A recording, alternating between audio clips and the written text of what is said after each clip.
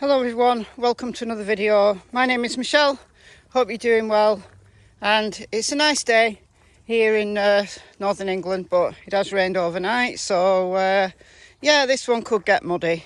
Before I start the video, apologies for the audio problem in the first portion of yesterday's video. It really wasn't that windy, but the wind was just in that direction where it was kind of hitting the mic like that, and it was just knocking it all out, even though I do have a little furry thing on the mic to protect it from the wind. So apologies for that. Hopefully this one will be fine. So in this video, I want to address some of the rumours and the hoaxes that are going on in the Gabby Petito, Brian Laundrie cases. And I say cases because we now have 2 missing people. Gabby is missing in Wyoming, and Brian has chosen to make himself missing, aka he's hiding out in Florida. So 2 separate search efforts being put into that. So I want to discuss and maybe dispel some of the myths that have come out in the last 24 hours. I also want to address something that has been coming up, right? I even found it on Brian's Instagram. Somebody left a comment to him.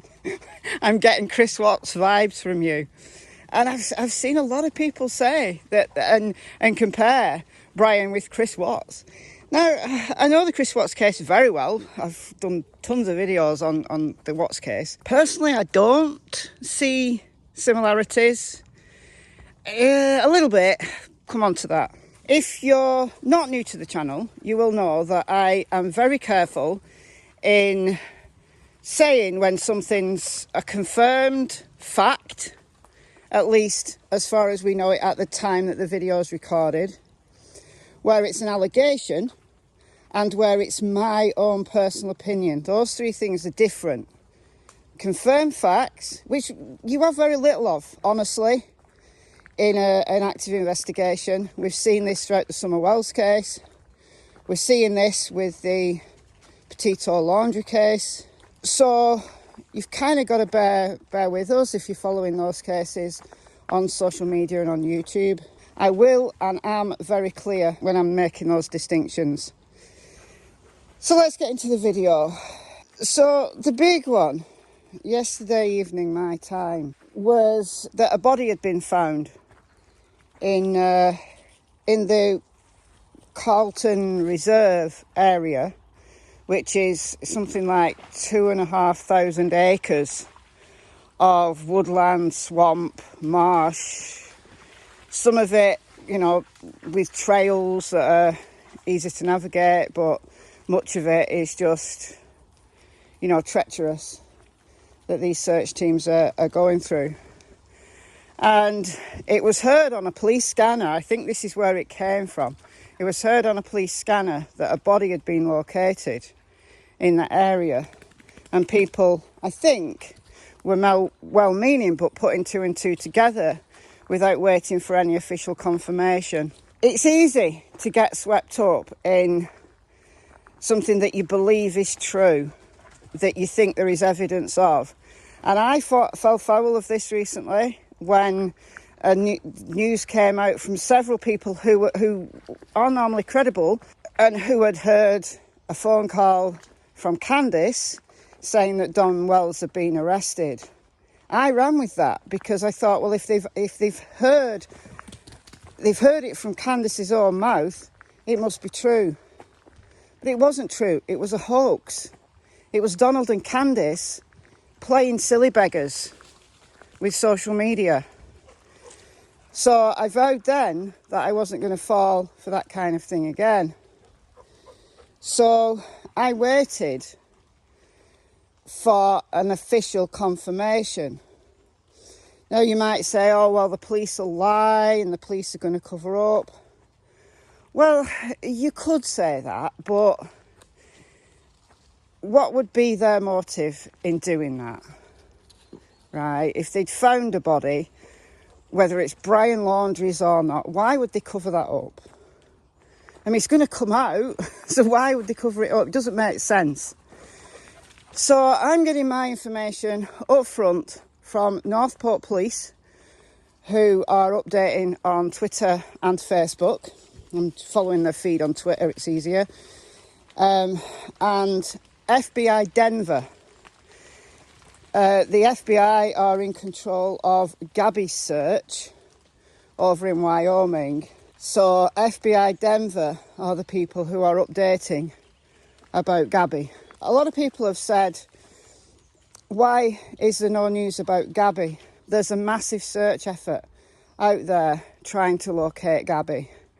And they've highlighted one area in the Teton Park Reserve. They've honed in on one area, and they are asking people for any credible information to come forward.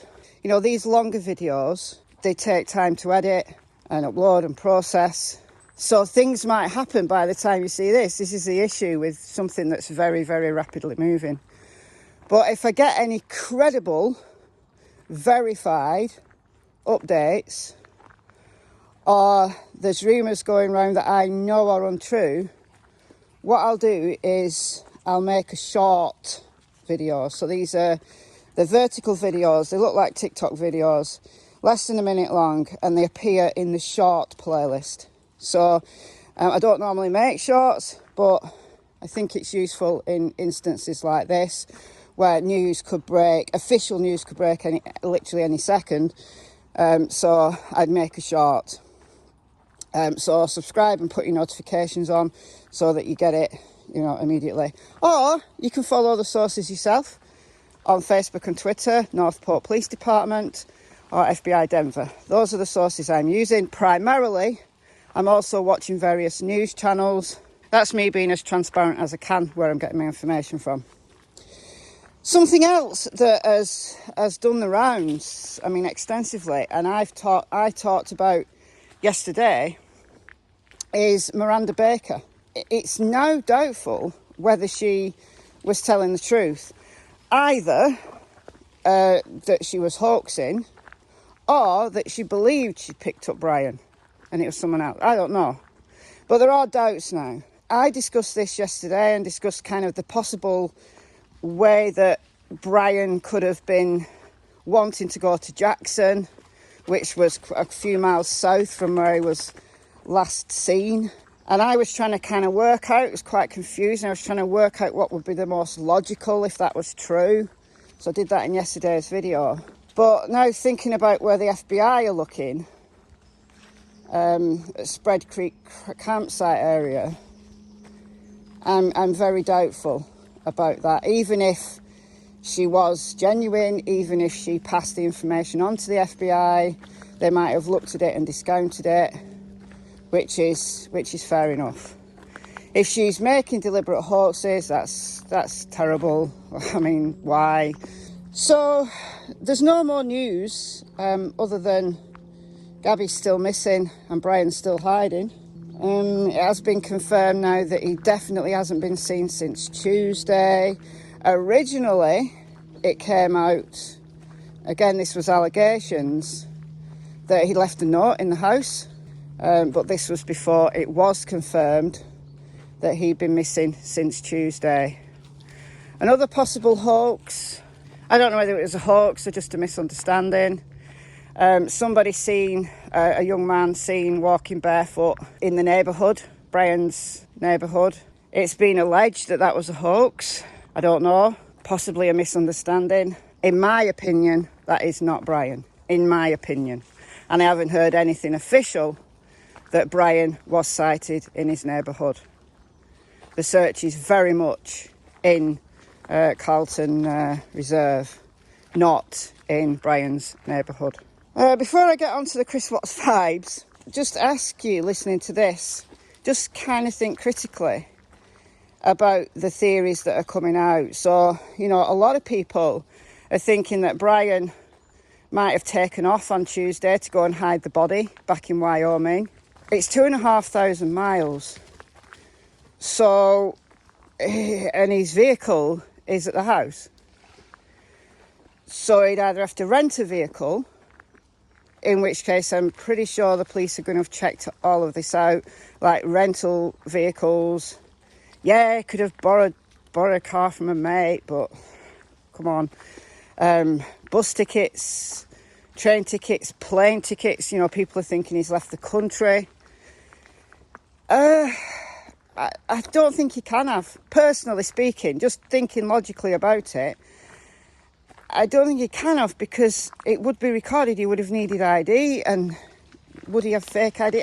It seems to be stretching, it's reaching, because the massive search that they're doing at Carlton, surely they wouldn't put that much effort into it if they weren't sure as they can be that he's there.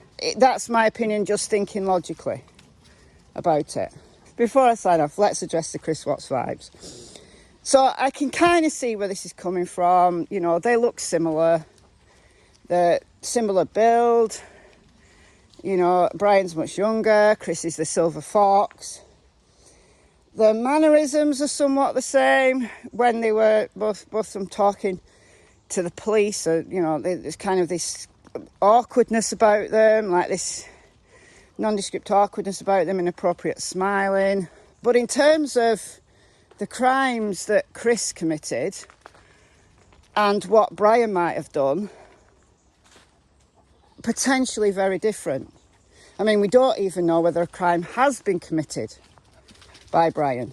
I would say he's done something, judging by his behaviour, and going hiding. But we don't know what that is yet. So I can't say anything about their motivations. Something I do find interesting, though, is Chris was uncomfortable. I mean, he said this to agents Tammy Lee and Graham Corder, that he was uncomfortable about appearing on Shanann's social media.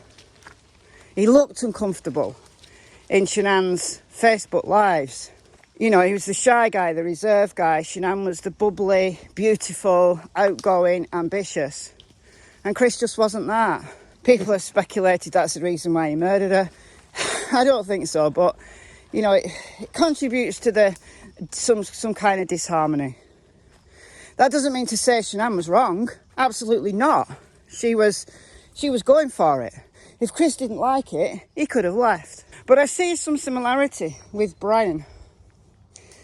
When they were stopped by the cops on the 12th of August, and I'm going to play you the two clips where the officer, who was very compassionate to both of them, asked them what happened. I'm going to play them side by side. Gabby first, and then Brian. A lot of the details are similar, but there's nuance. So I want you to listen to that, and then I'll come back. Several channels have posted the police body cam. I got this from Plunder, so I'm going to give Plunder credit for these clips, and I'm going to leave a link to her full body cam video in the description box. Why are they going in there? I'm not going in there. If you've been watching my videos for a while, you know that I got trapped in all the thick undergrowth in there one time on camera. What are you doing? Why are you so wet? You've been swimming, haven't you? And I've been watching Brian and Gabby's Instagram. Brian's is appropriately named Bizarre Designs. Thought that was funny, and he looks uncomfortable. You know, on his Instagram, he posts these, you know, like professionally looking pictures, but on videos, he looks uncomfortable. And that does give me Chris Watts vibes. It does. Does it mean anything? Well, possibly. You know, because, well, listen for yourself. You want to tell me what's going on?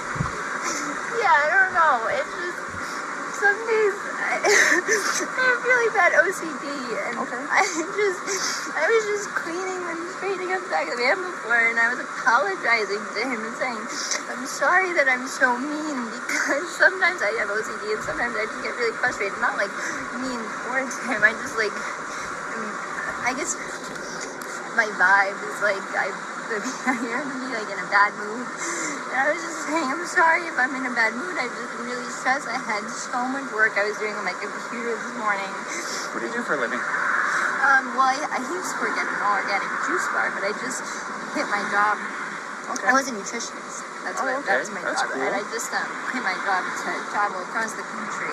And I'm trying to start a blog. Become a blog. So I've been building my website. So I've just been really stressed and didn't really believe that I could do any of it. So that's kind of been like I don't know, he's like down there. I don't know, we've just been fighting all morning and he wouldn't let me in the car before. And then Why wouldn't he let you in the car? Because of your OCD? He told me I needed to calm down. Yeah. But I'm perfectly calm. I'm calm all the time. And he really stresses me out. And this is a rough morning. So, tell me what's going on. She just gets worked up sometimes, and I try and really distance myself from her. So, like, I lock the car and I walk away from her. What happened this morning is that she's trying to start up like her own little website blog and everything. So I give her time. And we really had a nice morning, if anything. But she just got worked up because we were trying to get going and get our day going because we want to go like arches before the assembly time. Okay. You want to tell me about those scratches on your face? She had her cell phone in her hand. That's why I was pushing her away. Because she wanted I locked the keys so I could walk away. I said, let's just take a breather and let's not go anywhere. Let's just calm down for a minute because she was getting a little worked up. And then she had her phone and was trying to get the keys from me. So I got away. I was just trying to, I know I shouldn't push, but I was just trying to push her away to go, let's just take a minute, step back and breathe. And she got me with her phone. Can I see your hand? Oh, you got a mark right here. Oh, that's from a wire. That's from a wire? Yeah. You want to tell me about hitting that curb? Hitting the curb was her grabbing the wheel. She grabbed the wheel? Yeah. She said, I can't believe we're getting pulled over, and then she grabbed the wheel. What about the speed? Did she take over the... No, take over the pedal on you? If I was going fast, I'm sorry. No, it's probably just the moment of, like, I'm still shaking now. The adrenaline, seeing the lights flashing up, and then her grabbing the wheel. So if I sped up, I'm sorry about that. Or if I was speeding beforehand, I'm sorry about that. Yeah, it took quite a bit to catch up to you. So, yeah. I'm sorry about that. We're just going into the park again to get water because we have a 6-gallon water container to fill up. So we're just grabbing water for the hike. Okay. And I was trying to keep everything calm and quiet because they're planning still to go for a hike, but it's good. I'm really sorry about that. Of course. So Gabby was stressing out because she was trying to work on her social media. She's trying to work on her blog. She was trying to create a presence about van life, and that's great. Nothing wrong with that.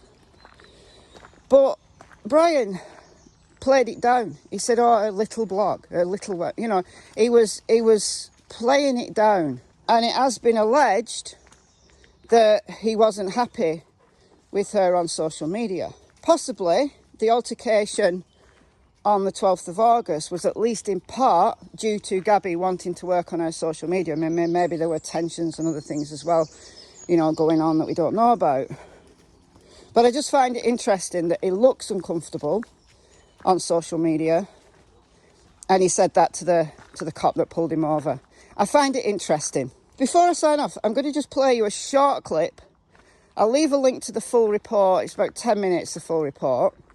I'm just going to play like the first minute and a half or so. This is from CNN, and it's about the mental health concerns, about studies that have looked at young people's use of social media.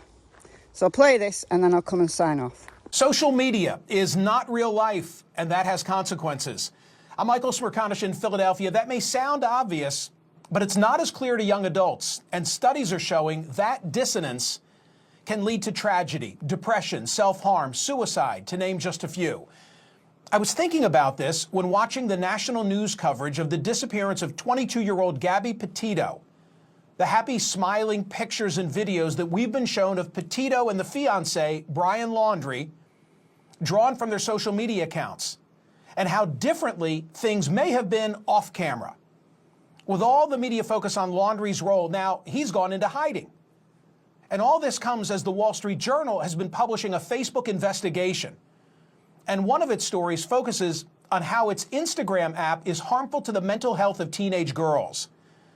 The Journal reports that Facebook has been studying this for 3 years with in-house focus groups, surveys, and diary studies on the topic, but it hasn't made its research public or done much of anything to fix it. Among the findings that the Journal reported from the internal company documents and slides, that 32% of teen girls said that when they felt bad about their bodies, Instagram made them feel worse. 1 in 5 teens say Instagram makes them feel worse about themselves, and among teens who reported suicidal thoughts, 13% of British users, 6% of American users traced the desire to kill themselves to Instagram. So yeah, I think it's an issue. We know that a lot of people are heavily influenced by the media. People try to play up to unrealistic expectations. We know in the Watts case that what Shanann was presenting as the perfect, American dream for her business wasn't what was happening in reality. And I wonder whether that's the same in Brian and Gabby's case when we look at their, couple goals, I guess, it looks like. They're having this perfect life. Does it mean it's the reason why Gabby's missing and Brian's hiding? I don't know. As I said, I just find it interesting. But I'm going to call it a day here. Let me know what you think in the comments below. As I said before, if I get any updates or there's anything that I absolutely know to be untrue and that I can verify, I will get it out in a short. I'll also post on my Facebook group. If you want to join the Facebook group, link is in the description. So, yeah, I've been Michelle. Hope you're well. It's goodbye from Miss Tillington, Miss Cassie Springer, who's disappeared. They've both got YouTube channels. So if you'd like to follow what they get up to, they don't post that much, but they do post little updates. So, yeah, see you in the next video. Bye, guys.